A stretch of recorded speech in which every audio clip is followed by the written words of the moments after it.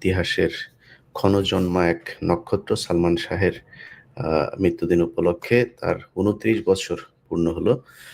সেদিন উপলক্ষে আমরা একটা লাইভ অনুষ্ঠান করব। সেখানে তার মা নীলা চৌধুরী উপস্থিত থাকবেন। আমাদের সাথে তিনি উপস্থিত আছেন। আমাদের যেই অনুষ্ঠানটি হওয়ার কথা ছিল সেটি আমাদের কারিগরি কারণে আমরা যুক্ত হতে পারছিলাম না। সেই কারণে কিছুক্ষণ দেরি হলো। এইজন্য আগেই দুঃখিত। যাই হোক, আলোচনায় যাচ্ছি। আমরা বাংলাদেশের মানুষ যারা আমার ছোটবেলায় আমি দেখেছি যে সালমান শাহের যে সিনেমাগুলো, ওই সময়ের গান এখনো পর্যন্ত মাঝে মধ্যে শুনি। এই বাংলাদেশের চলচ্চিত্রের আমি মনে করি যে সেটা একটা টার্নিং পয়েন্ট ছিল। সালমান শাহ মারা যাওয়ার পর তার যেই অভাব সেটা আর কখনোই বাংলাদেশের চলচ্চিত্র পূরণ করতে পারেনি। সেই শূন্যস্থান পূরণ করেছে বাংলাদেশের চলচ্চিত্র একটা কি বলবো যে খুব বাজে একটা পরিস্থিতির ভেতর দিয়ে গিয়েছে এবং সেখান থেকে চলচ্চিত্র ধসে পড়েছে। সেই চলচ্চিত্রের ফাঁকা জায়গাটা পূরণ করেছে ভারতীয় আগ্রাসন এবং ভারত এখন বাংলাদেশের চলচ্চিত্র বলে আসলে কোনো কিছু নাই। তারা যা করে সেটাই আমাদের দেশের মানুষ বিনোদন হিসেবে নেয়। যাই হোক, এখন সালমান শাহের মৃত্যুর ২৯ বছর ধরে তার মা তার বিচারের জন্য বিভিন্ন দুয়ারে দুয়ারে ঘুরছেন, কিন্তু সেই বিচার এখনো পর্যন্ত তিনি পাননি। আমরা দেখছি যে একেকবার একেক ধরনের কথা বলা হচ্ছে। কিছুদিন আগে রুবি চৌধুরী তিনি বলেছেন যে তাকে হত্যা করা হয়েছে, কিভাবে হত্যা করা হয়েছে সেটাও তিনি বলেছেন। তার কিছুক্ষণ পরেই আবার তিনি বলেছেন তিনি অসুস্থ, তাকে ওষুধ খেতে হয়, ট্রিটমেন্ট নিতে হয়। আমরা এই বিষয়টা নিয়ে তার স্ত্রীর কথাও এখন মাঝে মধ্যে শুনি। তার অর্ধউলঙ্গ যে স্ত্রী সামিরা চৌধুরী, তিনি এখন বিভিন্ন জায়গায় ন্যাংটা হয়ে ঘুরে বেড়াচ্ছেন এবং অশালীন কথাবার্তা বলছেন সালমান শাহের মাকে নিয়েও। তো এই কালপিট তাকে এখনো পর্যন্ত আইনের আওতায় নেওয়া হয় নাই। তার বাবাকে আইনের আওতায় নেওয়া হয় নাই। আমিন মোহাম্মদ ভাই, তাকে আইনের আওতায় নেওয়া হয়নি। না আইনে একটা গরমিল দেয়া তদন্ত করা হয়েছে। তো আমরা তার অনেক কিছুই জানি।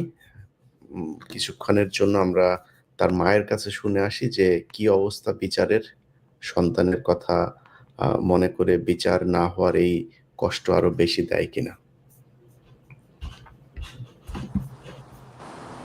নীলা চৌধুরী। জি, আসসালামু আলাইকুম। জি, আমি জানতে চাচ্ছিলাম যে কি অবস্থা, খালাম্মা কেমন আছেন বলেন। বাবা, হ্যাঁ আছি, ভালো আছি, বেঁচে আছি তো ভালোই আছি আলহামদুলিল্লাহ।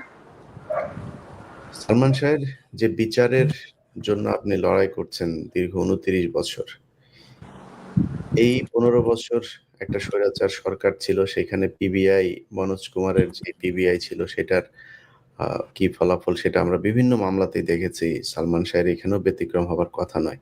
এখন নতুন আরেকটা সরকার এসেছে। এই সরকারের কাছে সহযোগিতা পাচ্ছেন কিনা? আসলে এই সরকারের কাছে এখনো কোর্টে কেসটা মনে ২টা ডেট গেছে, তো আমি ছিলাম না। প্লাস এখনো দেশের পরিস্থিতি তো অ্যাকচুয়ালি ততই ঠিক মতন তো ঠিকঠাক হয়নি কিছুই। এখন কার মাধ্যমে কিভাবে কি পাবো, কোর্টের নেক্সট ২৩ তারিখ মনে একটা ডেট আছে। আমরা দেখতে পারবো, বুঝতে পারবো যে কি করতে যাচ্ছে বা কি হচ্ছে, কোর্টের বা অবস্থাটাই কি এখনো ঠিক বুঝে উঠতে পারি নাই। তো সেটার একটা অন্যরকম একটা দুশ্চিন্তার মধ্যে আছে আর কি করা যায়।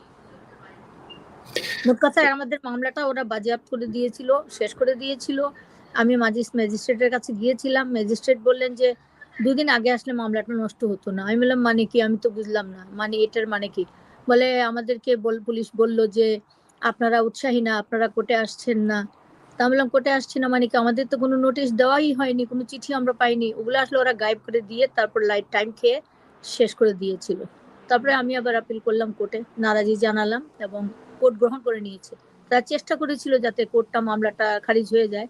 এত কয়েকবার নাকি হলে আর হয় না, কিন্তু আমি জানি এটা আইনসঙ্গত যে আমি পাবো, কোন কোর্ট রিসিভ করেছে, এটি আমার জন্য শুভ সংবাদ।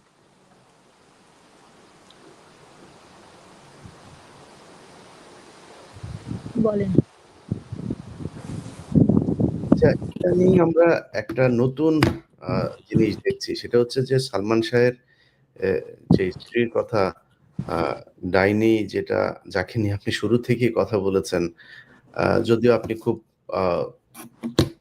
কি বলবো যে অ্যাটাকিং মুডে কখনই তার ব্যাপারে বক্তব্য দেন নাই। কিন্তু ইদানিং তার কিছু বক্তব্য দেখছি যে তিনি নানান ধরনের অভিযোগ করছেন। সেই অভিযোগের ভেতরে মূল নিশানা হচ্ছেন আপনি। তার হঠাৎ করে এই সালমান শাহের বিষয় নিয়ে সে আবার মানে নিজেকে আবার সালমান শাহের স্ত্রী বলেও বিভিন্ন জায়গায় পরিচয় দিচ্ছে। অথচ এই পর্যন্ত ৪-৫ জনের সাথে তার পয়সাওয়ালা লোকজন পেলেই সেখানে যেয়ে হামলে পড়ে বিয়ে করছেন, টাকা-পয়সা হাতিয়ে নিয়ে আবার আরেকজনের কাছে যাচ্ছেন। তো সে হঠাৎ করে এত উত্তেজিত হয়ে গেল কেন? আলহামদুলিল্লাহ, এই কথার উপরে আলহামদুলিল্লাহ বলতে সুবহানাল্লাহ, সব জানেন। এবং আমি প্রথম থেকেই কিন্তু আমি বলে আসছিলাম না যে আমি ধৈর্য হারাবো না, আমি বেঁচে যতক্ষণ আছি আমি আছি। তারপরে ইলিয়াস আছে, আকমল আছে, কামরান আছে, সুবল আছে, অনেকে আছে, হিন্দু মুসলমান সব জাতি সালমান শাহ ভক্ত। তারা কেউ না কেউ করবে, এটা আমি মরে গেলেও আমার বাচ্চা যদি না করে। আমার বাচ্চা সে বলছে না যে আমার নামে মামলা করেছে, সেদিনও বলছে যে সালমান শাহর ভাই শাহরানের নামে মানহানির মামলা করছে। কি মানহানির মামলা? এগুলো তো বাজে জিনিস, কোর্টও জানে। তো একটা দিনও তারা অ্যাটেন্ড করে নাই। আমার আর কোর্ট তো, আমার উকিল তো অ্যাটেন্ড করতেছে। তো শাহরান নাকি ভয় পেয়ে যাচ্ছে না, কিন্তু শাহরানকে আমি এখন তো এইসব কাজে লাগার দরকার নাই, আমি জীবিত আছি, তারও সংসার আছে, তার জীবন জীবিকা আছে, নামাজ কালাম আছে, আমরা তো মুসলমান। সে উত্তেজিত হওয়ার কারণ, এখন সে জানে পিবিআই কে তারা বশ করেছে। পিবিআই পুরো একটা গ্রুপ, এই যে বললে তারা আওয়ামী পুরো গ্রুপ। এদের কাছে আমি কামাল সাহেবের কাছে গেলাম যখন পিবিআই প্রথম পিবিআইতে গেল মামলাটা, তখন তারা বললেন আমাকে যে স্বরাষ্ট্রমন্ত্রীকে জানাতে হয়। তো স্বরাষ্ট্রমন্ত্রীকে জানাবার জন্য আমি অনেক মাধ্যম করলাম, দেখা করতে চাইলাম প্রধানমন্ত্রীর সাথে। তো শেখর আমাকে, যে শেখর অনেক ছোট মানুষ, আমি দেখলাম যে ওরা একটা পুরো বেষ্টনী তৈরি করে রাখছে। আর সামিরার বাবা ও তো ওই যে এস আলমের গ্রুপের মানুষ ওরা। তো সে তখন অনেক প্রভাবশালী লোক, খালি বলতো নেত্রীকে দিয়ে দেখাই দিব না, নেত্রীকে দিয়ে ওই করব না। তো পলিটিক্স করছি আমরা, আর সে আমাকে নেত্রী দেখালো। আমি তো নেত্রীর কাছে চাই নাই, আমি আল্লাহর কাছেই চেয়েছি। ছেলে আল্লাহর কাছে গেছে গিয়া, আমি আল্লাহর কাছে বিচার চাইছি, ওনার কাছে চাওয়ার কথা না। কিন্তু যে পিবিআই বা একটা এজেন্সির কাছে আমার মামলাটা গিয়েছে, বাদী হিসাবে সরকারকে আমার জানাতে হয়। তো আমি স্বরাষ্ট্রমন্ত্রীর কাছে যাওয়ার আগে আমি প্রধানমন্ত্রীর সঙ্গে দেখা করতে চেয়েছি।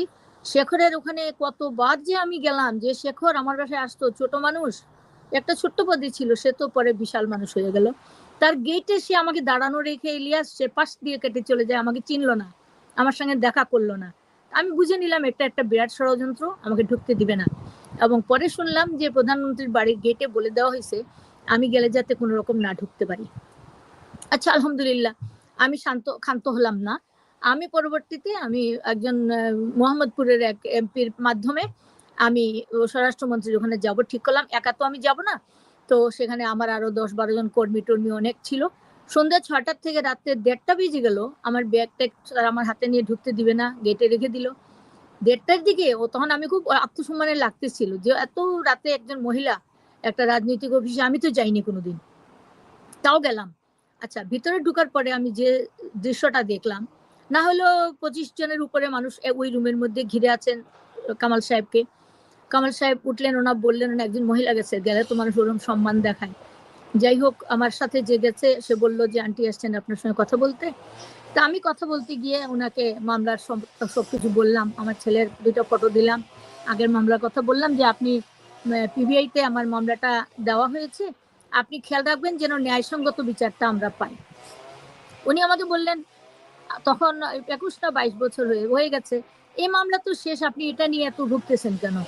তখন আমি বললাম যে কামাল সাহেব, আমি বলছি কিন্তু এই কথাগুলো, আপনি বয়সেও ছোট, অ্যাকচুয়ালি পজিশনে আপনি এখন স্বরাষ্ট্রমন্ত্রী, কিন্তু আপনি তো আমাদের থেকে অনেক ছোট। সেই হিসাবে আমি দাবি করে বলছি, দোয়া করছি, আপনি একজন স্বরাষ্ট্রমন্ত্রী, আপনি তো খালি নির্দেশ দিবেন যে মামলাটা যেন সুষ্ঠুভাবে পরিচালনা করা হয়।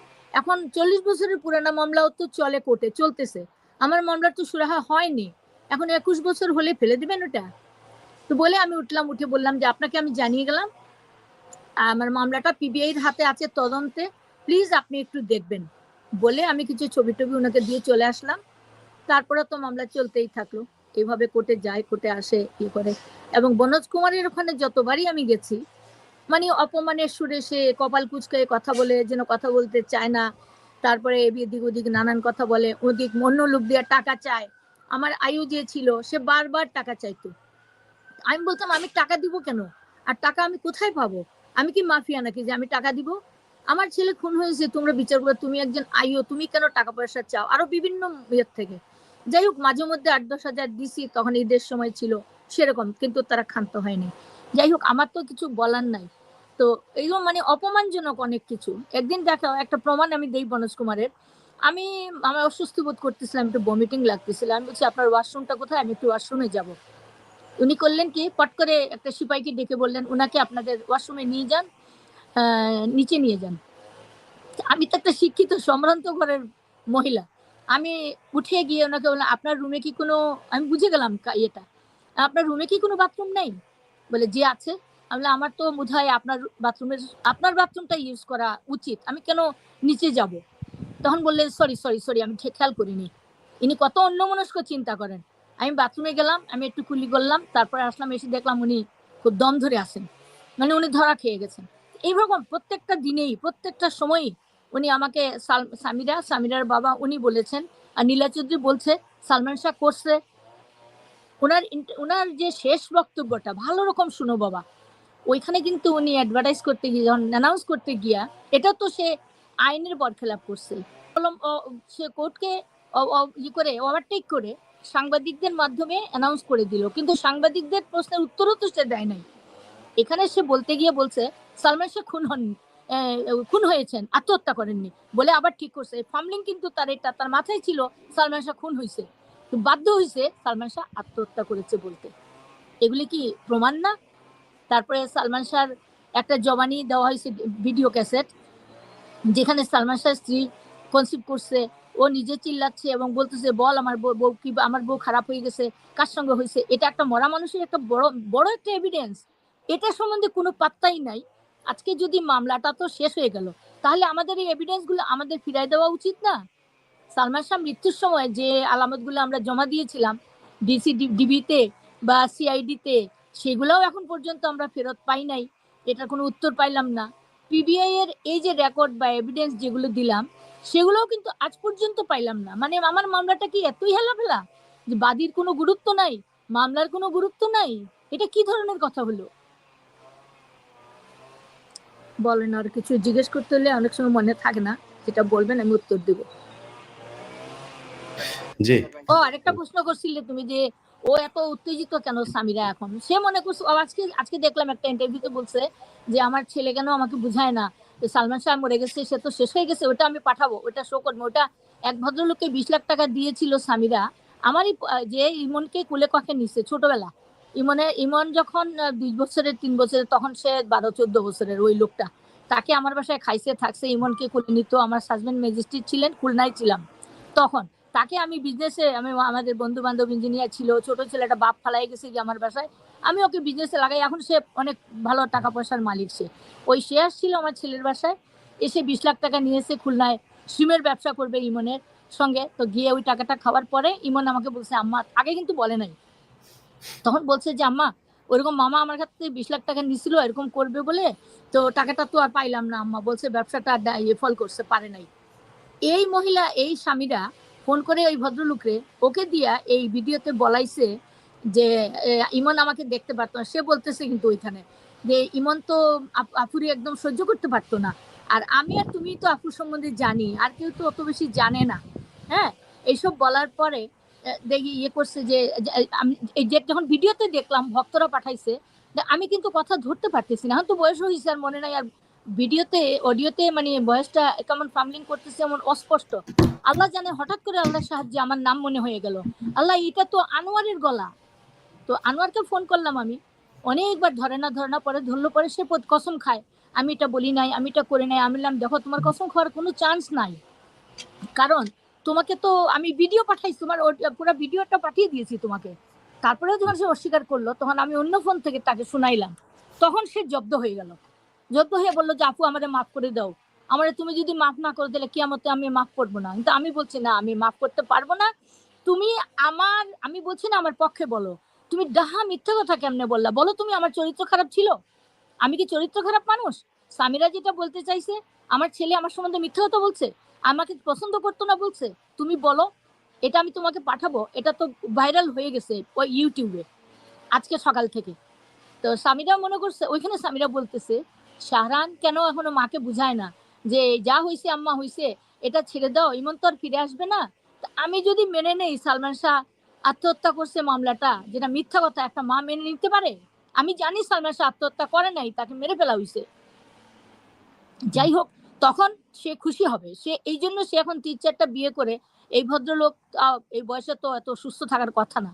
এখন উনি আর কোনো দিকে না পেরে তাকে মডেলিং এ লাগাই দিয়েছেন। আচ্ছা করুক, আমার কিচ্ছু যায় আসে না, কারণ সে আমার পরিবারের কেউ না। সে ছিল লুসি সামিরা হক, সে হকের মেয়ে, আমার কিছু না। আমার ছেলের বউ যে কয়দিন ছিল, আমি চেষ্টা করেছি তাকে আবরুতে রাখতে, চেষ্টা করেছি তাকে সম্মানে রাখতে। আল্লাহর কসম, আল্লাহর কসমের উপরে কোনো কসম নাই, আমার সঙ্গে কোনো দিন সামিরার কোনো কথা ঝগড়া হয় নাই।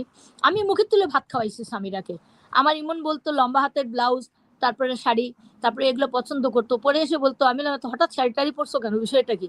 তো বলতো আপনার ছেলে পছন্দ করে, এই যে 3 কোয়ার্টার ব্লাউজ পরছি, দেখেন আপনার মতন সাদা শাড়ি লাল পাড় পরছি, এরকম করতো। ইমন ও যখন ঝগড়া করতো ইমনের সঙ্গে, আমার কাছে দৌড়ে আসলে ইমন কানতো আর বলতো, আম্মা ওই রুমে গিয়েই তো তোমারে গালি দিবে, তোমারই যাওয়া দাঁতে যাতা গালি দেয়। আমি বলতাম বাদ দে, ওগুলো বয়স হইলে ঠিক হয়ে যাবে। আমি এরকম করতাম। কি আশ্চর্য, সে আমাকে কিভাবে গালি দেয়। 9 দিনের দিন যখন আমরা ঘর খুলতে যাই, আমি কিন্তু ওই যে বলছে সালমান শাহর ভাই শাহরান নাকি তাকে লাথি মেরে দিছে না, আল্লাহর কসম আবারও বলতে হয়, সালমান শাহকে ইয়েতে তোমার মেডিকেলে রেখে সারান, আমি জানিও না, আমি তো তখন লাশ নিয়ে কাঁদতেছি, কেউ ধরে না, লোক নাই, কিছু নাই, আমি লাশকে জড়াই ধরি, আমি কাপড় দিয়ে ঢাকার চেষ্টা করতেছি, কাপড় চাইলাম, মেডিকেল কলেজ থেকে আমাকে একটা চাদরও দিল না, বলে তিনি তো অনেকক্ষণ আগে মারা গেছেন, এগুলো সব ইনস্ট্রাক্টেড, সে দেখেও না, সেটা তো লাগায় নাই। আচ্ছা যাই হোক, তখন সারান গেছে বাসায়, গিয়ে তার স্বপ্ন ইয়েকে বলতে গেছে, সামিরাকে ডাকছে রুমে, গিয়ে দেখছে পিঙ্ক কালার একটা কামিজ পরা, লিপস্টিক টিপস্টিক লাগানো, কয়েকজনকে নিয়ে বসে সে কথা বলতেছে রুমে। সে ওকে ডাক দিছে, ডাক দিয়ে বলছে ভাবি দিকে উঠে আসো, নিয়ে ওর ছোট একটা গেস্ট রুম ছিল, ওই রুমে ঢুকে বলছে যে ভাবি আমার ভাই মরলো কেমনে। তখন স্বামীরা সঙ্গে সঙ্গে শাহরানের পায়ে ধরে ফেলছে। আচ্ছা এই ঘটনাটা আমি মনে হয় শাহরান আছে, মনে হয় স্বপ্না, শাহরানকে একটু ডাকো তো। তো এই বিয়ে করতে ধরার পরে ও যখন বলছে যে বলে আমি জানি না ভাই, আমি জানি না, বলে পায়ে ধরে সে ওকে ছেড়ে, পাও ছেড়ে দৌড় দিয়ে সে নিজে বের হয়ে আসছে। আর সে বলতেছে কি শাহরান তাকে ধাক্কা দিয়ে বের করে দিছে, সে জুতা নিতে চাইছিল, সে জুতা নিতে পারে নাই, সে তো ওই তো দৌড় দিয়ে নেমে সে 2তলায় না 3তলায় গেছে, এবং যখন শাহরান লিফটে আবার নেমে আসতে চাইছে, তখন 3তলায় তারা আটকাই দিছে তাকে। তারপরে যখন নিচে অনেক কষ্ট করে নেমে আসছে, নিচের গেট বন্ধ করে দিছে যে ওকে মেরে ফেলবে। তখন মাঝখান থেকে একটা দারোয়ান উঠে এসে বলছে একজন তো মারাই গেছে, একে আর মারতে দেওয়া যাবে না, বলে বলছে এই দরজা খুল, বলে দরজা খুলে দিয়ে বলছে ভাইয়া ভাগো, ভাইয়া ভাগো, পালাও পালাও। তো শাহরানের একটা বন্ধু ছিল সঙ্গে, তখন তারা পালাইয়া দৌড়ে এসে বেবি ট্যাক্সি দিয়ে কোর্টে আসছে, ইয়েতে মেডিকেলে আসছে। তো এখন মনে করতেছে যে আমি যদি মেনে নেই, আর আমি মেনে নিচ্ছি না, সে এখন মডেল হয়ে গেছে, সে অনেক পাওয়ারফুল, সালমান শাহ থেকে অনেক পপুলারিটি তার বেশি হয়ে যাচ্ছে, মনে করতেছে মানুষ যখন পাপী যখন পাপ করে তখন উল্লাস করে, আর যখন ভিকটিম কষ্ট পায় তখন ক্ষুধার আরস কাঁপে। আমি তো আর কিছু, আজকের দিন না, আমার প্রতিটা দিন 6 সেপ্টেম্বর আমি ঘুমাই না, আজকে 30 বছর আমি ঘুমাতে পারি না, কারণ আমার ছেলে যখন বাসা পাল্টাইছিল তখন থেকে আমি ঘুমাই না। আমি বারান্দায় নামাজ পড়তাম আর কাঁদতাম যে আমার ছেলে কখন ঘরে ফিরলো, সিগন্যাল দেখা যেত তার বিল্ডিং এর, আমি লাল বাতিটা দেখতাম আর বলতাম আমার ছেলে আসছে নাকি, ফোন দিত, আমি বলতাম এই এত রাতে তুমি বাইরে কেন, তোমার কি ঘর বাড়ি নাই, ঘরে যা, বলতে না মা ঘর বাড়ি নাই। তো একদিন এক একদিন বলতো মাজারে, একদিন বলতো এখানে, তো আমি তো ঘরে যাও, তুমি ঘরে না গেলে তো আমি ঘুমাইতে পারি না। তো ঘরে গিয়ে অনেক সময় ডিজিটাল ফোনের 83 কত জানি ছিল একটা ইয়ে, তো সে নষ্ট করে রাখছে, ডিজিটাল নাম্বারটা নষ্ট করে দিছে যাতে সালমান আমার সাথে ঘরে আসলে টিএনটিতে কথা না বলতে পারে। এটা ইমন বলছিল যে আমি বললাম তুমি ঘরে গেলে একটা ফোন দিতে পারো না, ফোন তো নষ্ট করে রেখে দিছে, বাদ দাও, আমি তো তোমার ফোন দিবই। তো এই এই তুমি নাকি এদিকে আসো তো, এখানে এসে কথা বলো, একটু সামনে আসো না, কথা বলো এখান থেকে। তুমি নাকি সামিরাকে লাত্তি দিয়ে বের করে দিছো ঘর থেকে, জুতা নিতে দাও নাই, ও ইন্টারভিউতে বলছে, বলো তুমি কি করছিলে ওই দিন, ঘটনাটা একটু বলো, তাড়াতাড়ি বলো। আসসালামু আলাইকুম যারাই শুনছেন আজকে আমার এই প্রথমেতে ইলিয়াস ভাইকে আসসালামু আলাইকুম, আশা করি ভালো আছেন ভাই। আসলে সামিরা যে কথাটা বলেছে আমি তার সাথে একমত এক জায়গায়, যে একজন আল্লাহ আছেন, উনি সবকিছু দেখছেন, আমরা আল্লাহকে ভয় পাই, এবং আমি যতটুকুই আমি ইসলাম এবং হাদিস সম্বন্ধে জানি যারা মিথ্যা কথা বলেন তাদের জন্য অনেক কঠিন শাস্তি একটা আছে। তো আমি তাকে টান দিয়ে সে যেটা বললো যে ঘর থেকে বের করে দিছি বা স্যান্ডেলও তার পায়ে ছিল না, তাকে ইয়ে করে দিছি। আমি আসলেও সামিরাকে কিন্তু আমার মাকে যেরকম ভালোবাসি, তো সামিরাকেও সেরকমই আমি পছন্দ এবং ভালোবাসতাম, মায়ের মতনই আমি শ্রেয় করতাম। কিন্তু সেদিনকার আমার যেই অভিজ্ঞতা, সেই অভিজ্ঞতার কারণে আমি তাকে মানে অনেক কিছুই তার কাছে আমার প্রশ্ন, যে আমার মা কিন্তু জানতো না যে, বা বাবাও জানতো না যে ইমন ভাইয়া হসপিটালে যখন ছিল যে আমি সেই বাসা বন্ধুকে নিয়ে গেলাম। তারা সামিরা আমার রুমে এসে আমি খালি সামিরাকে জিজ্ঞেস করলাম যে ভাবি কি হয়েছে আমাকে একটু বলো। তো সে আমার পায়ে ধরে মাপ চাইলো, বললো ভাইয়া আমি কিচ্ছু জানি না, আমি কিচ্ছু জানি না, এই শব্দটাই সে ব্যবহার করলো। তারপরে রুম থেকে বের হয়ে চলে গেল দৌড়ে। তারপরে তো আমি ঘর থেকে বের হয়ে দেখি পুরো বাসাটা খালি। আমার বন্ধুকে বললাম চলো আমরা যাই, এখান থেকে তালা মেরে নেমে যাই। আমার সামিরার কাছে একটাই প্রশ্ন, যখন আমি লিফটে নামতেছিলাম, লিফট মনে হয় 8 তলায় আসার পরে লিফটটা হঠাৎ থেমে গেল। তো আমি দেখলাম সামিরা আরো 4-5 জন লোক তার সাথে, আর বলতেছে এই তো ওরা, ধরো। আমার প্রশ্ন সামিরাকে, আমি জানি না আখেরাতকে তুমি কতটুক ভয় পাও বা কবরকে তুমি কতটুক, মৃত্যুকে কতটুক ভয় পাও। আমি অসম্ভব ভয় পাই। তোমার সেই চ্যালেঞ্জকে আমি গ্রহণ করে নিলাম, যে সেই দিনে তুমি যে ব্যাখ্যা দিয়েছো আর আমার যে ব্যাখ্যা, আমি যা দেখেছি যার কারণে তোমাকে এত প্রশ্ন করা হচ্ছে, কারণ সেদিন তো বাড়িতে আমি ছিলাম না। আমি যদি থাকতাম হয়তোবা আমি সবকিছুর উত্তর দিতে পারতাম। সেই ঘরে তো সামিরা ছিল, তো সামিরার থেকে তো ভালো আর কেউ বলতে পারবে না আসলে কি ঘটনাটা ঘটেছে সেই দিন। তো আমি না জুতা, আল্লাহ তো একজন আছে, আমাদের নিচে আছে, তোমাকে আটকাই দিল না, আমাকে নিচে আটকানো হইলো। তারপরে বলা হইলো যে একজন আমাকে বলে দিল যে ভাইয়া আপনি এখান থেকে পালান। আমার জোর জবরদস্তি হাতাহাতি ধস্তাধস্তি সম্পূর্ণ ইলিয়াস ভাই। মেডিকেলে রেখে এই ঘটনা। আর আমি সবচেয়ে অবাক হইলাম যখন মর্গে ভাইকে নিয়ে গেল, আমি এখানে দাঁড়ানো ছিলাম ইলিয়াস ভাই, আর আব্বাও এখানে ছিল না, আব্বা পুলিশের কাছে, আম্মাও কোন দিকে চলে গেছে, আমি একা। তো আমার কাছ থেকে একটা ছেলে বের হয়ে আসলো পোস্টমর্টম রুম থেকে। তো আমি বললাম যে আমি ভিতরে থাকতে চাই, তোমরা যখন পোস্টমর্টম করবে। আমি জানি না আমার ভিতরে কিভাবে এতটুকু সাহস সেই সময় এসেছিল। তো আমাকে বললো না আপনি এখানে থাকতে পারবেন না, আপনি উনার কে? তো আমি বললাম আমি উনার ভাই। তো বললো আপনি কাগজের মধ্যে আপনার নাম এবং আপনার ঠিকানাটা লিখে দেন। তো আমি একটা কাগজের উপরে আমার নাম এবং আমার ঠিকানাটা লিখে দিলাম। পরে আমি যখন এই ইনভেস্টিগেশনটা চলাকালীন পরে ওই সময় দেখলাম যে সেটা বলে পুলিশের সুরথাল ছিল, সেই সুরথালের মধ্যে বলে আমি আমার নাম এবং আমার ঠিকানাটা লিখেছিলাম যে আমি মেনে নিচ্ছি যে আমার ভাইয়ের পোস্টমর্টমে এই তারা দেখেছি, আমি সাক্ষী হিসাবে। তো আল্লাহ একজন আছেন বিশ্বাস করি, এবং আল্লাহ সবকিছুই দেখছেন, সবকিছুই জানেন। আমাদের সবার থেকে বেশি তার সবকিছুই জানা আছে।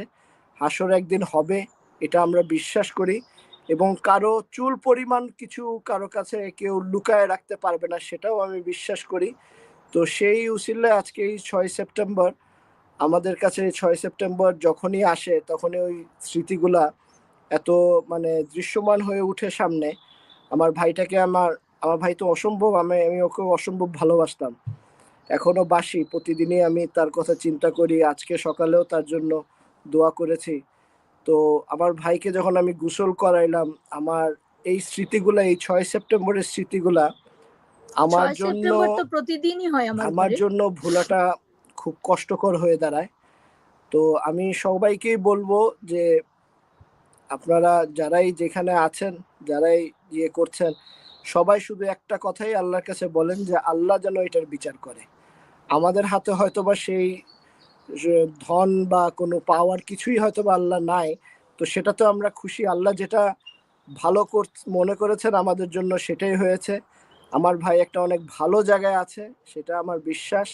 এই দুনিয়ার এই আযাবের থেকে অনেক ভালো একটা জায়গায় আছে। সামিরার এগুলা কর্মকাণ্ড আজকে যা করছে সেটা যদি আমার ভাই দেখতো বা সামনে উপস্থিত থাকতো, তার জন্য যে কত বড় এটা টর্চার হতো, তার থেকে আমার ভাই মুক্ত হয়ে গেছে। সেটার জন্য আমরা এখনো দুনিয়ায় যারা আছি আমরা হয়তো বা এটা জ্বলতেছি, এটা যে ভুগতেছি, কিন্তু সে একজন ভালো মানুষ ছিল, তাকে আল্লাহ সসম্মানে সেভাবেই নিয়ে গেছেন। আমি সবার কাছে একটা বাচ্চা যাওয়া সেটা তো অনেক সম্মানের এবং মঙ্গলের। হ্যাঁ, সেটাই। আচ্ছা সালমা, একটা জিনিস বলি, মানে এই মামলাটা কি মামলা ছিল একটু বলেন তো? এই তো এই একটা ভালো পয়েন্ট আমি ভুলে গিয়েছিলাম। আচ্ছা, এই যে সারান বললো না ওকে নিয়ে একটা সই করানো হয়েছে সাদা কাগজে। আমি বারান্দায় ছিলাম, ওখানে না, আমাকে বলা হয়েছিল নাম যে ঠিকানা আমার লিখতে। নাম ঠিকানা, হ্যাঁ, ওইটাই সই। আচ্ছা, নাম ঠিকানা লিখলে অ্যাড্রেসটা লিখতে হয়। আচ্ছা বলি, তখন তো ছোট, তখন আবার বলছিল যে আমি তো বাংলায় লিখতে পারি না, তো বলছে ইংলিশে লেখো। ওইরকম কি ইংলিশ বাংলায় লিখছে। আচ্ছা যাই হোক, আমি ছিলাম বারান্দায় বসা, বাইরে উঠানের মধ্যে চাষী নজরুল, সোহানুর রহমান, সোহান, রাজীব, এরা সব জড়িত। এই সুকুমার রঞ্জন, এরাই কিন্তু ইন্ডিয়ান মানুষ দিয়া, এরা সামিরার সাথে পুরা গ্রুপ হইয়া এরাই মাস, এরা এখানে ফিল্ম ইন্ডাস্ট্রির সবাই জড়িত, দুইটা একটা মানুষ ছাড়া। আচ্ছা আমি তো জানি না, আমি বারান্দায় পরে লুরোপুটি খাচ্ছিলাম, তখন দেখলাম রাজীবের বউ দেবী, পরে দেখছি আমি, প্রথম তো আমার মনে নাই, আমার পাশে বসা ছিল এই দেবী, কিন্তু পরে আমার নামে অনেক বাজে কথা বলছে, তাকে দিয়ে বলানো হয়েছে। যাও, এই দেবী আমাকে নিয়ে বসা ছিল। হঠাৎ আমার মনে হয়েছে যে আমার হাজবেন্ডকেও দেখছি না, আমার ছোট ছেলেটা নাই এখানে। আমি দৌড়ে উঠে গেছি, গিয়ে মর্গের দিকে ঢুকছি, ঢুকে দেখি আমার ছেলে ওখানে বসা, ওরা কি লিখতেছে ওই কোনার মধ্যে একটা রুমে। আর ইমন শোয়া, আমি ইমনকে দিকে তো কেন্দ্রে পাগল হয়েছি, লেগে ওকে ধরে বুঝলাম যে আমার একটা তো গেছে গিয়ে, তুই আবার তুই এখানে কি, ওনে নিয়ে কি করো। ওই হাত থেকে পুলিশের, আমি ওকে কেড়ে নিয়ে ওই আমার ছেলে শাহরান আর ওর বন্ধু আহরার ছিল, ওকে দুজনকে নিয়ে কারে বার করে আনছি, এনে বলছি তোর আব্বা কই, বলে ওই যে ওই রুমে আব্বা। তো রুমে ঢুকে দেখি পুলিশ অফিসার অনেকেই দাঁড়ানো, আর টেবিলে আমার হাজবেন্ড কাঁদতেছে, চোখ বয়া পানি পড়তেছে, চিৎকার করতেছে, আর একটা কাগজ টেবিলের উপর রাখা, অনেক কিছু লেখা, আর বলতেছে এখানে সই করেন। আমি তখন বলছি কিসের সই, কেন সই, যে বলে আপনার ছেলে মারা গেছে, এটা সই, এটা একটা অপমৃত্যু হয়েছে। আমি বললাম আমার ছেলে মারা গেছে, আমি আবার দেখাবো, আমি মানি না আমার ছেলে মারা, আমি তো তখন পুরো পাগল। আমি বলছি আমি সিএমএইচে নিয়ে যাব। এই তুমি কিছু করবা না, তুমি কিছু লিখবা না, এখন আমি বারে বারে বলতেছি। ওরা কিন্তু আমি বের হয়ে আসার পরেই ওনার কাছ থেকে সই নিছে। এই যে এজাহারটা দিতে হয় মানুষ মারা গেলে, এটা কিন্তু আমার হাজবেন্ড লেখে নাই, এটা লেখছে পুলিশ, লেখে তারপরে ওখানে সই নিছে উনার। এটা পরে অনেকদিন পরে একজন সিনিয়র লয়ার উনি বলছেন এটা তো, বলছে একজন ম্যাজিস্ট্রেট সাক্ষী দিয়ে দিয়েছেন আপনার হাজবেন্ড। আমি ম্যাজিস্ট্রেট সাক্ষী দিবে কেমনে, সে তো দেখে নাই, তার ছেলের পোস্টমর্টম তো সে দেখে নাই, এটা তো তারাই লিখে সই নিছে, ওরা লিখছে অপমৃত্যু। আর এই মামলাটা এতদিন টানার কারণটা হলো এই অপমৃত্যু মামলা, এখনো তারা মার্ডার মামলায় নিল না। আমরা এরপরে আমার হাজবেন্ড মার্ডার মামলা করেছে, তখন ডিসিডিবি বদলুল করিম বলল যে আমরা যে ইনভেস্টিগেশন করছি অটোমেটিক এটা মার্ডার মামলায়। তো এইভাবে বলতে বলতে মামলায় নিয়ে যাবে, রাজপন্থ নেওয়া হইলো না, ওইভাবে চলতে চলতেই কিন্তু পিবিআইতে আসলো। এবং আমরা তখন চাইছিলাম কার কাছে জানি না, পুলিশের কাছে একবার চাইলে আনলাম, পুলিশের বেলাও তাই আমি হলো, এই জন্য পুলিশ আপনার কাউকে বললাম, জিজ্ঞাসাবাদ তেমন করলো না। আমি যাদের আপনার ডাকার সাথে কথা, যেমন তখন পুলিশ একজন সাক্ষী দিতে রাজি হয়েছিল, পুলিশ দিবে, তাকে ডাকা হয় নাই, এইভাবে অনেকেই কোনো সাক্ষী তারা আচ্ছা নেয় না। এই হলো ঘটনাটা।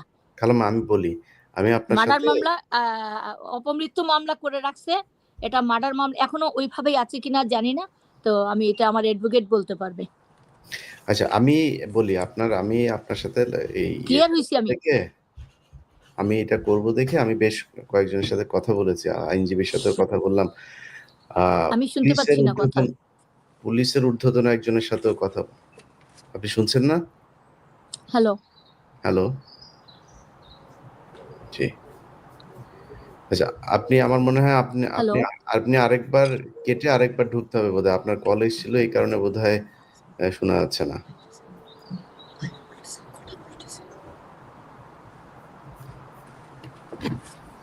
হ্যালো হ্যালো, আমি কথা শুনতে পাচ্ছি না তো কিচ্ছু। আপনি কেটে আবার, আমি তো কিভাবে বলবো, আচ্ছা ওইখানে কথা বলতেছে।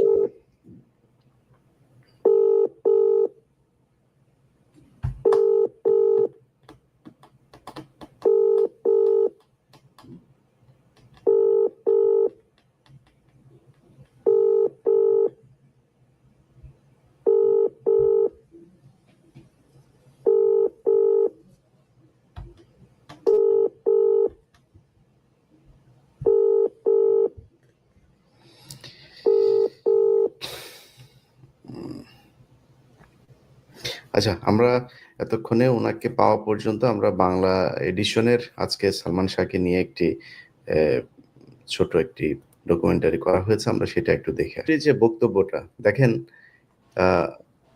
যাদের মানসিক সমস্যা থাকে তাদের সবচাইতে বড় একটা লক্ষণ হচ্ছে সে নিজেকে কখনো মানসিক সমস্যা আছে এটা বিশ্বাসই করবে না, সে বলবেও না, ডাক্তারের কাছে যেতে চাবে না। এটা হচ্ছে সবচেয়ে বড় সিম্পটম।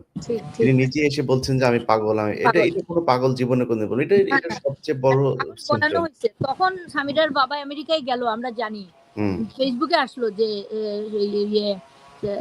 কি হক ইয়েতে গেছে, সামিরার বাবা আমেরিকায় গেছে, এবং তখন আমরাও বলেছিলাম যে সে ওকে হাত করতে গেছে এবং ভয় দেখায়। সে কিন্তু পরে আবার বলছে এটা। খালাম্মা, একটা সত্যি কথা বলি, সেটা হচ্ছে আপনার ছেলে বলে আপনার খুশি করার জন্য না, কারণ আমি নিজে বাংলা সিনেমা টিনেমা দেখি না। সালমান শাহ যখন বেঁচে ছিল তখন আমরা অনেক ছোট, তখন দেখেছি, তার সিনেমা দেখেছি। ওই সময় টাকা চুরি করে, বাবার পকেট থেকে টাকা চুরি করে নিয়ে ভিজিআর দেখেছি। তো এই মানে ওর যে একজন ব্যক্তি বক্তব্য দিলেন যে ওনাকে মনে হয় না যে উনি ওই সময়ের নায়ক, উনি মনে হয় আরো 50 বছর পরেও উনি তখনকার সাথেও খাপ খাইয়ে নেয় একজন নায়ক হতেন। মানে ওনার স্টাইল, কথা বলার ব্যাপারটা আমি বলি, বলো, যখন ওই যে ছেলেটা বললাম না আমার বিপক্ষে বলছে, খুলনার একটা ছেলে, যখন জুতা কিনতে যেতাম খুঁজতাম কি একটা জুতা হোক, কম দামি হোক, আমি এখনো 50 টাকার কাপড় পরতাম তখন, ওইটা তখনকার 50 টাকা অনেক টাকা, কিন্তু 50 টাকায় কেউ কাপড় কিনতো না। তো মনে করে একটা কাপড়ই পরবো, আমি অত দামি টামি আমি পছন্দ করি না, একটা এক্সক্লুসিভ। সালমান শাহকে ওইরকম, যেমন চুল একবার পড়ে যাচ্ছে, তখন আমি বলছি দেখো বয়স হইলে আবার ওই সোহেল রানা হয়ে যেও না। তো বলছি কেন আম্মা এটা বললা? আমি না, সোহেল রানা সাহেব দেখছো না, চুল পড়ে গেছে, উনি উইক লাগাইছে, ওনাকে মানায় না, উইক লাগাবার দরকার নাই, চুল পড়ে গেলে পড়ে যাবে, তুমি স্কার্ট বানবা, টুপি পরবা, এই কিন্তু স্টাইল আনলো। এটা আমার এই যে প্রত্যেকটা জিনিস, আমার ছেলে এখনো সাধারণ খোটা দেয় আমারে, তোমার ওই ছেলে তো তোমার সব কথা শুনতো, ওই জন্য এখনো মানুষের কাছে রয়ে গেছে। প্রত্যেকটা জিনিস, ছোটবেলা গান শিখাইতাম, 50 পয়সা দিতাম, 100 টাকা দিতাম, তারপরে 500 টাকা, তারপর বলছি আর পারতাম না, তুই পড়লে করলে কর, না করলে না। এইরকম একটা গান রেকর্ড করতো, করে এসে আমাকে ডাক দিত, ওই যে ডলি জোহর বলতেছে আমার নাম ধরে ডাকতো, নীলা চৌধুরী বলতো, তারপরে সামিরা বলতেছে ডলি আন্টিও জানে মাকে মা বলে ডাকতো না। আরে মাকে মা বলে ডাকতো না তো তুই আম্মা ডাকলি কেমনে? ঘরের মধ্যে বাচ্চাকে মানুষ শাসন করে না। আচ্ছা, সামিরার যখন বিয়ে হয়েছে আমরা জানতাম না, ও পাগলামি করতেছে, ভয় পাচ্ছে, কানলে ও টেলিফোন দেয়, চলে যায়। আমার বোন খুব ভক্ত ছিল নারিন্দার পীরের, একদিন আমাকে জোর করে নিয়ে গেছে ইমনকে সুদ্দা নারিন্দার পীর সাহেবের কাছে, উনি আজকে নাই। উনি দেখে ওকে বললেন, অনেক বুঝাইছেন আর বলছেন যে বাবা পাগলামি করে না, এই মেয়েটাকে তুমি যদি ঘরে তুলে আনো তাহলে তুমি কিন্তু মারা পড়বা, তোমার জীবন নষ্ট হয়ে যাবে। আমি জানি না উনি কেমনে বলছিল, কিন্তু ঘটনাটা তাই হলো। পরে সে বাসায় এসে বলল যে আমার বন্ধু প্রিন্স ওদের বাসায় আমাকে তো ইয়ে করে বিয়ে করাই দিছে, পরে আমরা আবার কোর্টে ইয়েতে গিয়া, উত্তরে গিয়ে এক জায়গায় আমরা কাজী অফিসে বিয়ে করে ফেলছি, আমি তো এখন সরতে পারবো না। তখন আমি কি করতে পারি বলো? একদিন দুপুরবেলা এরকম দুইজন আসছে আমার বাসায়, বেল দিছে, তো কলেজ স্কুল থেকে আসছে, আমি মনে করছি কলেজ থেকে, দরজা খুলে দেখি স্বামীটার সাথে, তখন তো আমি চিনি না, তো কে আমি নিয়ে ড্রয়িং রুমে বসাইছি, তো দুজন কথা বলতেছে। তো হঠাৎ সময় দিকে আমি ঘরে এসে কাজের বউকে বলছি ভাত লাগাও, ভাত খাবো। যাওয়ার পরে বলতেছে কি যে এই তুমি বলো। আমি বললাম এতক্ষণ কোথায় ছিলা, তোমাকে আমি ফোন দিলাম এতবার, তোমার ফোন ধরলা না। তো বলতেছে যে আমি ইন্দিরা রোডে ছিলাম। ইন্দিরা রোডে কেন? বলে পিঙ্ক কালারের একটা বাড়ি দেখছি, আমরা বাড়ি ভাড়া নিব। আমি কেন? বলে এই তুমি বলো, তুমি বলো। তো ও বলে তুমি বলো, এই বলতে বলতে আমি বললাম তুমি বলো, ও ছেলেকে বলছি। তো উঠে বলে আম্মা আমি ওকে বিয়ে করে ফেলছি। বিশ্বাস করো, আমি বললাম তুমি কি এটা সিনেমার ডায়লগ দিছো আমারে, নাকি ঠাট্টা তো করো আমার সাথে, ধুম নাকি মস্কারা করতেছো তুমি আমার সাথে? বলে না আম্মা, একদম সিরিয়াস, চুপ হয়ে গেছে, মাথা নিচু করে বলছে না আম্মা আমি সরি, তোমাকে বলতে পারি নাই। শুনে আমি কি করবো, আমি দৌড়ে এসে বাথরুমে, বিশ্বাস করবা না, উপরে শাওয়ার ছিল ওই কাপড়ের মাথার উপরে, মানে পানি ঢালছি অনেকক্ষণ, কিচ্ছু বলতে পারি নাই, মাটিতে অনেকক্ষণ বাথরুমে বসে রয়েছি। তারপরে কাপড় বদলাই উঠে গিয়ে কিচ্ছু বলি নাই, ওদের সাথে দেখা করে নেই, খানা দিছি, খাওয়াইছি, তারপর বলছি ওকে পৌঁছাই দিয়ে আসো। ইন দ্য মিন টাইম ও বাসায় আসছে, ওর বাবা আসছে, তো বাপকে কেমনে বলবো, ও তো পায়ে পড়তেছে আমাকে বলার জন্য, সে বলবে না। অনেকক্ষণ পরে খাওয়া দাওয়া দিয়ে যখন আমি বললাম যে তোমার সঙ্গে আমার একটু কথা আছে, বলে তুমি তো এত মুট করে, এত মোশন করে তো কোনোদিন কথা বলো না, কি হয়েছে, কি বলবা? তো আমি বললাম তুমি একটু একটু শান্ত হয়ে তুমি বসো, তোমার সাথে আমার জরুরি কথা আছে। বলে এমন কি জরুরি কথা যে তুমি আমাকে এত উপনীতা করতেছো? তা আমি বললাম যে যদি মনে করো তুমি এখন আমি মরে গেছি বা সালমান শাহ বিয়ে করে ইমন বিয়ে করে ফেলছে, তখন তুমি কি মনে করবা? বলে এটা মস্কারেরও তো একটা সীমা আছে না, ইমন এখন বিয়ে করবে কেন? এই কথার উপরে আমার আর ইয়ে হয়নি। আমি বললাম হ্যাঁ ইমন বিয়ে করে ফেলছে। হায় রে খোদা, চোখ দুটা লাল হয়ে গেল। আর সঙ্গে সঙ্গে দৌড়ে গিয়ে বলে ইমন ইমন ডাক দেওয়া শুরু করছে, ইমনকে গুলি করে মেরে ফেলবে।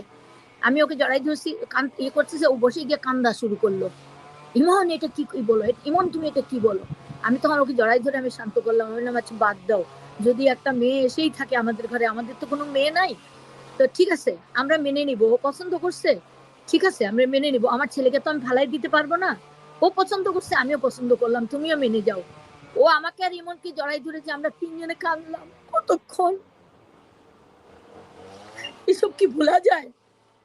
এসব ভোলা যায় না। না, এই শয়তান ওই সময় ঘর থেকে বের করা দরকার ছিল। এখন এত চালাক ছিল না রে। আমি আপনাকে যে প্রশ্নটা করেছিলাম আমরা সেখানে একটু যাই, গুরুত্বপূর্ণ জায়গা। সেটা হচ্ছে আমি আইনজীবী এবং পুলিশের একজন কর্মকর্তার সাথে কথা বলেছি যাদের কাছে আপনাদের এই মামলাটা ছিল। যে পিবিআই বনজ চলে গিয়েছে, এখন পিবিআই, সিআইডি এবং এসবি এই ৩ জায়গাতেই এই প্রধান হিসেবে যারা দায়িত্ব পালন করছেন তারা অত্যন্ত দেশপ্রেমিক মানুষ। এবং আমি মনে করি এটা অনেকের কাছে হয়তো হাস্যকর মনে হইতে পারে, অবিশ্বাস্য মনে হইতে পারে, কিন্তু আমি মনে করি আপনার সাথে কথা বললে আমি এই কথাগুলো বলেছি যে সালমান শাহের হত্যাকাণ্ডের সাথে ভারত জড়িত ছিল। শুধু সালমান শাহ না, সেখানে এই চিত্রনায়ক মান্না তিনিও কিন্তু একটা বিশেষ সালমান শাহ রোমান্টিক সিনেমা করতো, উনি অ্যাকশন ধর্মী সিনেমা করতেন, উনিও কিন্তু মোটামুটি হলটা মাতিয়ে রেখেছিলেন।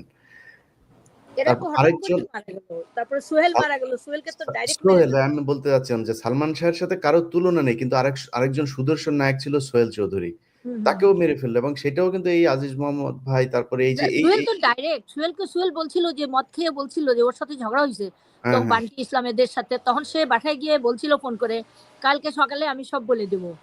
তখন ওরা ওই দারোয়ানে এটা একটা স্টেটমেন্ট দিছিল পেপারে, তখন তারা ফোন করছে যে ভাই একটু বাইরে আসেন না ভাই, আপনার একটু কথা আছে।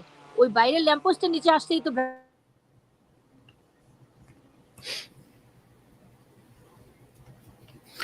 জি, সেখানে যেই আমি এই যে এর আসামি তো আজিজ মোহাম্মদ ভাই, ও তো শাস্তি হয়েছে, তো একে ধরে আনলেই তো সালমান শাহর মামলা ওটার মামলা তো একই হয়ে যায়। না সেটাই তো, আমার মনে হয় এই জিনিসগুলো করা উচিত। তবে আপনাকে আমি যেটা বলবো যে আপনাদের যে মামলাটা, এই মামলাটা কিন্তু এখনো পর্যন্ত হত্যা মামলা হয় নাই। না, আমি আজকে সেটাই করলাম। তো যদি হত্যা মামলা না হয় সেক্ষেত্রে আপনি হত্যার বিচার কিভাবে পাবেন? এখন আপনারা আদালতে নারাজি দিয়েছেন বা যে অবস্থাতেই আছে সেটাকে, আমি আপনাকে যদি আমাকে জিজ্ঞেস করেন কোথায় হবেন, আপনি পিবিআইতে নিয়ে আসেন। আবার পিবিআই এখন বনজের ওইখানে না, একজন সৎ মানুষের আন্ডারে আছে। আপনি পিবিআইতে আবার আনার আবেদন করেন, পিবিআইকে তদন্ত দিতে বলেন। আমার বিশ্বাস যে এটার ভালো একটা তদন্ত হবে এবং এটার বিচার আপনারা পাবেন। আর আমি আপনার সাথে আছি। বাংলাদেশের সব মানুষ এখনো পর্যন্ত আমার মনে হয় না যে এই যে এখন আমি তোমার মাধ্যমে এই অডিয়েন্সের মাধ্যমে আমি দেশবাসীর কাছে এটা আমি জানতে চাচ্ছি, সবাই আমার পরিবারের, আমি মামলাটা কোথায় নিব, কিভাবে নিব, সবাই যেন কমেন্টের মাধ্যমে জানাই দেয় তোমার এই পেজে। আমি এখান থেকে আপনি এটা আইনজীবীর সাথে কথা বলবেন এবং আমি তো আপনার সাথে কথা বলবোই। এখন বিষয় হচ্ছে আমাদের যেটা করণীয় সেটা হলো এই মামলাটা দ্রুত হত্যা মামলা করতে হবে, এই অপমৃত্যু মামলাটা মার্চ করতে হবে হত্যা মামলা হিসেবে, এবং তারপরে আপনি আপনার পছন্দের যে তদন্ত সংস্থা তাদের কাছে আপনি দেওয়ার আবেদন করবেন। সেটা কিছু নাই, এখানে যারা করবে দেশবাসী বলুক, সবাই তোমরা এটাতে যান, আপনি সিআইডি তে যান, এসবি তে যান, পিবিআই তে যেতে যান, আমি মনে করি না খুব বেশি ম্যাটার করে। ৩ জায়গাতেই ভালো মানুষ আছেন, তারা তদন্ত করুক। তদন্ত করে তারপর জিজ্ঞাসাবাদ করতে হবে। আপনার যে আসামিদের কথা আপনি বলেছেন সেই আসামিদের গ্রেপ্তার করতে হবে, জিজ্ঞাসাবাদ করতে হবে, করে তারপরে করতে হবে। একটা প্রস্টিটিউট এখন এসে রাস্তায় নেমে তারপরে সালমান শাহর স্ত্রী পরিচয় দিয়ে কেমন করে হয়? ৫টা বিয়ে করার ৪টা ৫টা বিয়ে মাঝখানে তো কতগুলি গেছে এটা জানিও না। না না, এই তার যে জানেন বেশভূষা, সে যত বুড়ি হচ্ছে তত মনে হচ্ছে যে উলঙ্গ হয়ে যাচ্ছে, কয়দিন পরে জাঙ্গিয়া পরে ঘুরবে মনে হচ্ছে। তারই 25 বছরের ছেলে কি কিছু বলে না? আমার ছেলের কথা বলে যে আমার ছেলে আমাকে বুঝায় না। ছেলে তো ওর বাপের মতোই, ওই মহিলার বাপ যেরকম সালোমের চেলা, ছেলে তো ওইরকমই হবে। এই ঘরে কি হবে আমার বলেন? নমরুদের ঘরে নমরুদ পয়দা হুয়া, আর কি হবে?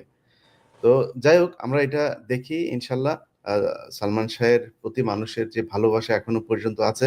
এখন আমি কাউকে ছোট করে কথা বলতে চাই না, আমাদের এক নায়ক এখন সুপারহিট নায়ক আছে।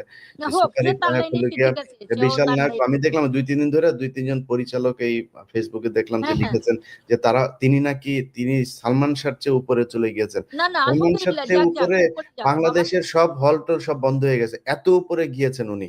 এইসব না, এই হিজড়া এটার মার্কা এটার নায়ক উত্তর টায়ক দিয়ে এটার সালমান উত্তর আছে শাহের আমার ছোট কাছে। করে কথা আমার কাছে বলা, একটা এটা খুব উত্তর, শোনো, আপত্তিকর। এটার উত্তর আমার কাছে আছে। ওই যে একজন ভদ্রলোক এসে বলল, তোমাকে যেমন বলল, আমাকে বলল যে আমার ছেলে এবার ফার্স্ট হইছে। তখন আমি যে বললাম যে আপনার ক্লাসে কতটা স্টুডেন্ট ছিল? বলে ও একলাই ছিল। এখন তো এফডিসি নাই, কিছু নাই। সেও অনেক অনেক অনেক ই আমরা করছে আমাকেও। সিনেমা, খালাম্মা, আপনি তখন লন্ডনে ছিলেন না দেশে ছিলেন জানি না, আমরা তখন সিনেমা দেখেছি। আমি ছোট, আমরা মানে হল তো পরের কথা, হলের প্রথম যেদিন সম্ভবত শুক্রবারে বোধহয় হলের নতুন সিনেমা আসতো, বদলাইতো, হ্যাঁ। শুক্রবার থেকে শুরু করে 3-4 দিন হলে জায়গাই হতো না। এরপরে পরের শেষের দিকে গিয়ে একটু সুযোগ হইতো দেখার। আমি তো জীবনেও অবস্থা ছিল। চিন্তা করতে পারি নাই যে আমার ছেলে ঢাকাই ফিল্মের নায়ক হবে। প্রথম দিন কাঁদছি আমি, যখন সোহান টুহানেরা আসলো। তার আগে তো আমি জানতাম না, আমাকে বলে নাই। আমি তো কিছুতেই দিব না যে বাংলাদেশি সিনেমাকে আমি চিনি কি জিনিস। আমার ছেলে যাবে, প্রেমের ডায়লগ দিবে, এটা কেমন করে হয়? পরে ও যখন জড়াই ধরে আমাকে বলতে লাগলো যে আম্মা, কিয়ামত থেকে কিয়ামত, একটা ছবি আমি করে ফেলি আর করব না, তখন আমি মত দিছিলাম ওই একটা ছবি। না হলে তো একটা আমার ছেলে নায়কই, লেখাপড়া মানে করবে, একটা কেমনে নায়ক নায়ক, হবে? এর দেখে মানে বাস্তবের এই যে মানুষ ছোট্ট মনে এই হয় না। কথাটা বলছে, তুমি যে বললা ইয়ে কথা, সে তো এইসব করে করে শাকিব খানকে নামাই দিচ্ছে। তো যে যার মতো করুক, আমার মরা ছেলের সাথে তুলনা করার তো কোনো দরকার নাই। তার সময় এগুলিও সে চলে গেছে। এগুলিও তাদের মানে নতুন কোনো একটা ইয়ে আছে। হ্যাঁ, আদারওয়াইজ মানুষের পালস বোঝা উচিত যে মানুষের সালমানকে নিয়ে মানুষের যে ভালোবাসা। এ- এই সালমান মারা যাওয়ার পরে অনেক মানুষ আছে আমার মতো জীবনে আর কোনদিন সিনেমা দেখতে যায়নি। না, না, অনেক মানুষ কেন, প্রায় 95% মানুষ যায় না। 5% তাও না পেরে হয়তো যায়, বা সিনেমা কই নাই তো দেখবে কি? দেখার তো কিছু নাই, যা সেটা উল্লঙ্ঘপনা হচ্ছে সব।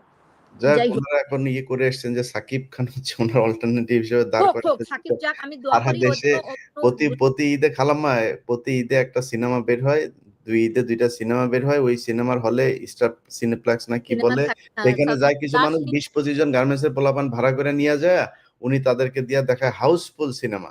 আর সারা দেশে হলই নাই, সব হল বন্ধ হয়ে গেছে, এত শাবানা জনপ্রিয় এক ছিল, নায়ক। শাবানা ছিল ওখানে, আমি ছিলাম। আমি যখন ওখান থেকে আমি বের হয়ে চলে আসি, ওকে গোসল করানো হয়। আমি থাকতে পারবো না, আমি দৌড়াই চলে আসছি। আসার সময় বলছিলাম যে তোদের এফডিসিতে আল্লাহর গজব পড়লো।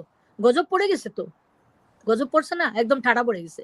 আর তো কিছু হবে না, না। এগুলি আর এগুলি ওইখানে হিসাব করা উচিত, কারণ নায়ক মান্না যেদিন মারা যায়, সেদিন আমি ঢাকাতে ছিলাম। আমি একটা অ্যাসাইনমেন্টে ছিলাম, সেখানে হঠাৎ করে শুনলাম মারা গেল। তো ইউনাইটেড হসপিটালের আমি আপনাদের বাংলাদেশের মানুষকে বলে রাখি, ইউনাইটেড হসপিটালের ব্যাপারে আপনারা সাবধানে থাকেন। এখানে অনেক আকস্মিক অস্বাভাবিক কিছু মৃত্যু হয়, এবং খুব বিশেষ বিশেষ মানুষগুলো এখানে মৃত্যু হয়। এখানে যাওয়া নিয়ে আমার মনে হয় সবার একটু সাবধান হওয়া উচিত।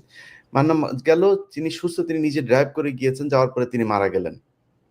এগুলো আমার মনে হয় ভারতের কোনো কারসাজি আছে কিনা এই দেশের চলচ্চিত্রকে ধ্বংস করে দেওয়ার জন্য, তাদের সবখানে যদি তাদের ষড়যন্ত্র থাকতে পারে, এখানেও থাকবে না, এটা চিন্তা করেই নেওয়া খুব অস্বাভাবিক ব্যাপার। তো আমরা দেখি কি করা যায়, ইনশাল্লাহ এটার বিচারের জন্য আমরা সর্বোচ্চই করব। খালাম্মা, কথা বলবো না আপনার সাথে, আমরা অনুষ্ঠান শেষ করি, আপনি শেষ আমরা করেন। ন্যায় বিচার চাই। আমি শেষ করবার আগে আমার দেশবাসীর সঙ্গে একটু কথা বলতে চাই। জি। এবং আজকে যে জিনিসটা দেখলাম আমার সালমান শাহ ভবনে, আমাদের বাড়িতে যেটা ঘটলো, একদম গরিব মানুষ বেশিরভাগই, সাধারণ ছোট ছোট বাচ্চারা যারা একদমই ইমেচিওর। আবার অনেক গেছে বাচ্চা মাকে বাবাকে নিয়ে, অনেক বাবারা গেছে বউকে নিয়ে বাচ্চাকে নিয়ে দেখা করতে, দেখাইতে। ওই টুকরা টুকরা ভিডিও করে করে আমাকে লাইভে নিচ্ছে, শুনতেছে। আমি কিন্তু লাইভ ধরি নাই, কারণ আমার মন মানসিকতা ওই রকম নাই। দেখে আমি পাগল হয়ে গেলাম যে আল্লাহকে তাহাজ্জুদের সময় যে আমি বলি যে আল্লাহ, আমার বাচ্চাকে দুনিয়াতে যেমন পাগল করছো মানুষের কাছে, তুমি বেহেশতে কিয়ামতেও যেন ওইরকম প্রভাব খাটাইতে দাও আল্লাহ, তুমি দিও। এবং দুনিয়ার মানুষের দোয়াতে যেন শেষ পর্যন্ত আমরা থাকতে পারি। এবং দুনিয়ার মানুষের কাছে আমার অনুরোধ, তারা যে ভালোবাসা দিছেন আমার শেষ দিন পর্যন্ত, আমার পরেও যেন আমার শাহরানকে দেখে রাখেন, এইভাবে যেন আমার বাচ্চাদেরকে পরিবারকে দেখেন, সবাই যেন এক পরিবার আমরা আছি এমন থাকতে পারি। আমি আর কিচ্ছু চাই না। আমি সামিরা বিয়ে করুক, বাচ্চা হোক, সে যেখানে যাক, সে বেহেস্তে যাক, আমার কোনো আপত্তি নাই। উইস সামিরা আই ডোন্ট নো, আমি ভুলে গেছি। সালমান শাহ যেদিন বিয়ে করছিল সেদিন সামিরা হক সামিরা চৌধুরী হয়েছিল। যেদিন প্রথম ডিভোর্স করবে বলছে, ও বলে ডিভোর্স নীলা চৌধুরী বলে 3 বার ডিভোর্স করছে। ডিভোর্স তো একবারই হয়। হ্যাঁ, আমিও বলি ডিভোর্স তো একবারই হয়। তো এটা ইসলামে আছে যে শান্ত মাথায় সুস্থ মাথায় যদি একবার চিন্তা করে কোনো স্বামী তার বউকে ছেড়ে দিবে বা বউ স্বামীকে ছেড়ে দিবে, তালাক কিন্তু তখন হয়ে যায়। তো তালাক তো হয়েই গেছে। আর সে বলে কি, সে চিটাগাং বাপের বাড়ি চলে গেছে, সে তো যায়নি। ইমন এসে বলতো, আমি বলতাম সামিরা কোথায়, নিয়ে আসলি না কেন? কয় ওকে প্লেনে তুলে দিছি, চিটাগাং গেছে গিয়া। কেন? পরে বলবো না আম্মা। বলতো না, কারণ আমার মাথায় এটা ঢুকলে আমার কষ্ট হবে, সেই জন্য বলতো না। ও পাঠাই দিত, সে যাইতো না। সে যখন বাসায় দেখতো এটা হয়েছে ওটা হয়েছে কোনো কিছু বুঝতে পারতো, টিকিট নিয়ে আসে ওই এক কাপড়ে বলতো গাড়িতে উঠো, উঠে ও বুঝতো না, প্লেনে নিয়ে দিত। তোর মা এসে হাতে পায় 3 বার। সে সত্যি সত্যি একবার তো উকিল নোটিশ পাঠাইছে, কিন্তু তারা আর শেষবার যখন আসলো তখন তো রেডি হয়ে আসছে খুন করবে।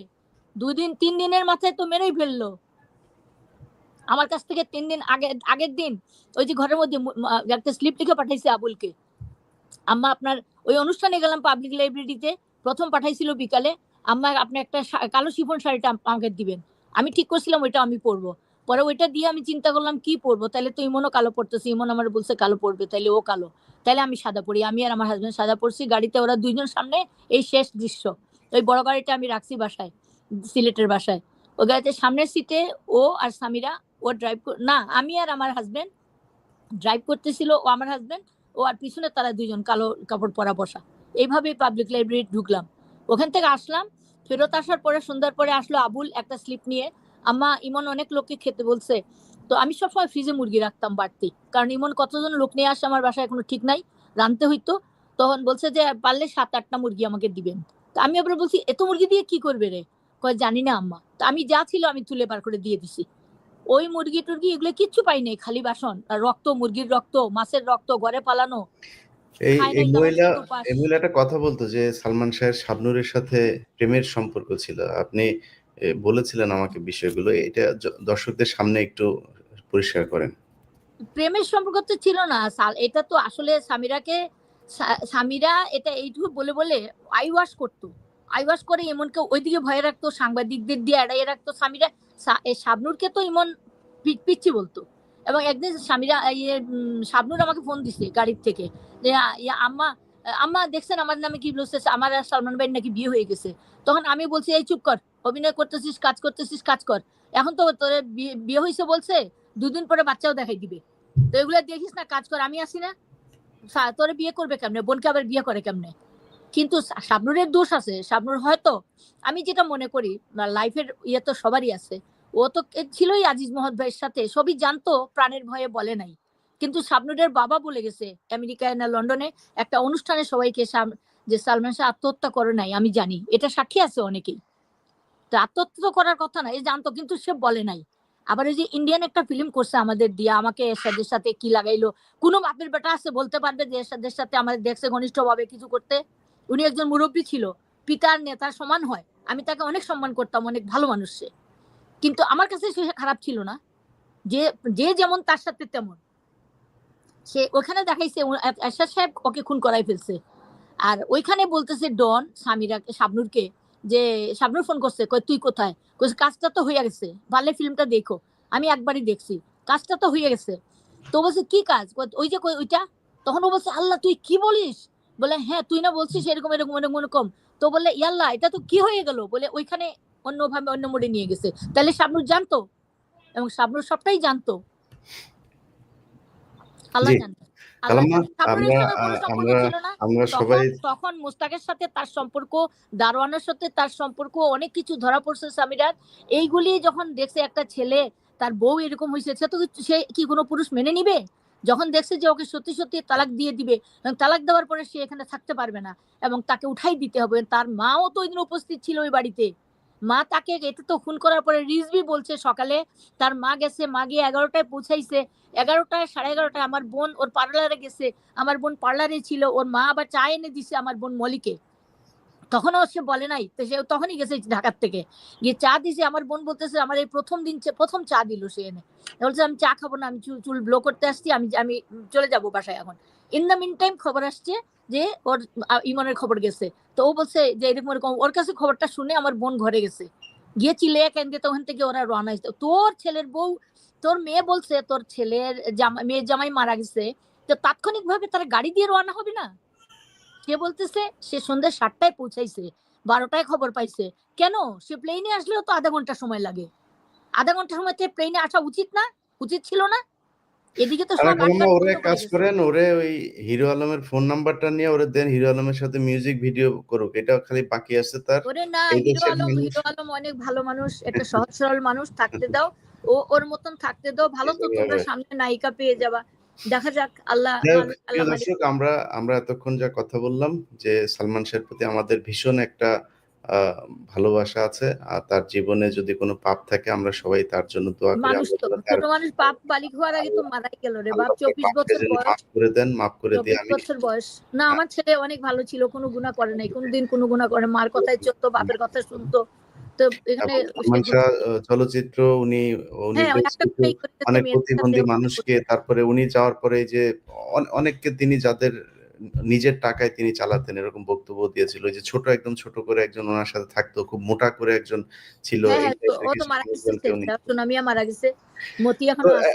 একটা খুবই অমায়িক একজন মানুষ ছিল, তার জন্য এই জিনিসটা কেমনে হয়ে শুনো, এই জিনিসটা কিন্তু এখন পর্যন্ত আমি আমার ওই যে বলছে ডলি বলতেছে আমার এটা দিত, ওই যে আজকে মতিন সাহেব বললেন, মতিন রহমান খুব সুন্দর ইন্টারভিউ দিছে, যে কোথাও গেলে ঈদের সময় কাপড় আনতো।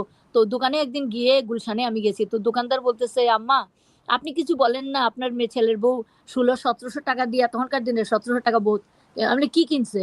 বলে লিপস্টিক। আমরা কিনুক না, সে তো সালমান শাহর বউ, তো কিনলে কি আছে? আমি কিন্তু গায়ে পাত্তা দিতাম না। আচ্ছা কয় কিনছে, ও তো পাই নাই কোনোদিন পড়ুক। আচ্ছা ঠিক আছে, একটা শাড়ি হাত দিয়ে আমি রেখে আসছি, আমি আনি নাই, মানে আমার বেশি পছন্দ হয় নাই। 3-4 ঘন্টা পরে ইমন আসছে, বেল টিপসে মেয়েটা কাজ দরজা খুলে দিছে, এসে একটা ব্যাগ এরকম ঢিল মেরে সুন্দর করে বিছনায় ফালাই বলছে, আমাকে বলছে নেত্রী খুলে দেখো, আমাকে নেত্রী ডাকতো। তারপর আমি ওরে হিরু ডাকতাম, হিরো না। তা আমি বলতো আল্লাহ আম্মা আমাকে তুমি হিরো বানাইতে পারতে, হিরোই বানাই দিবা। তো সালমান বলতাম না, আমি বলতাম সোলেমান। তারপরে এই বলে হাসতো, আম্মা তুমি এগুলি কি বলো? আমার নেত্রী ডাকলে আমি বলতাম তো তারা এরকম করতাম, আমরা ঠাট্টা মস্কারি। আর আমার হাজবেন্ড বলতো 2 পাগল উসলাইলে থাম সামাল দেওয়া যায় না। তো শাড়ির প্যাকেটটা ফালাইছে না, আমি তো শাড়ি জানি না, আমি খুলে দেখতেছি একটা শিফন শাড়ি। তা আমি বলতেছি এই শাড়িটা আনলি কেন, এটা কে দিল তোরে? কয় দোকানদার বলছে তুমি দেখে হাত দিয়ে রেখে চলে আসছো। আমি পছন্দ হয় না তাই রেখে আসছি। কয় না আমার মা হাত দিবে আর ওই জিনিসটা আমি রেখে আসবো? আয়না দিচ্ছে আমাকে, ওই শাড়িটাই কিন্তু পরা ছিল যেদিন ওই লাস্ট নিয়ে গেলাম আমার গায়ে, দেখো প্রিন্টেড একটা শাড়ি, আমি ওইটা পরে সিলেট যাচ্ছিলাম। আগের দিন রাত্রে আমি বলছি তার ফোনে যে ইয়ে করো, কালকে সকালে সিলেট যাব, চল না বাবা 7 দিন থেকে একটু শান্তি কর। বলছে আমার শোনা আম্মা না, তুমি চলে যাও, আমি এরপরে তোমার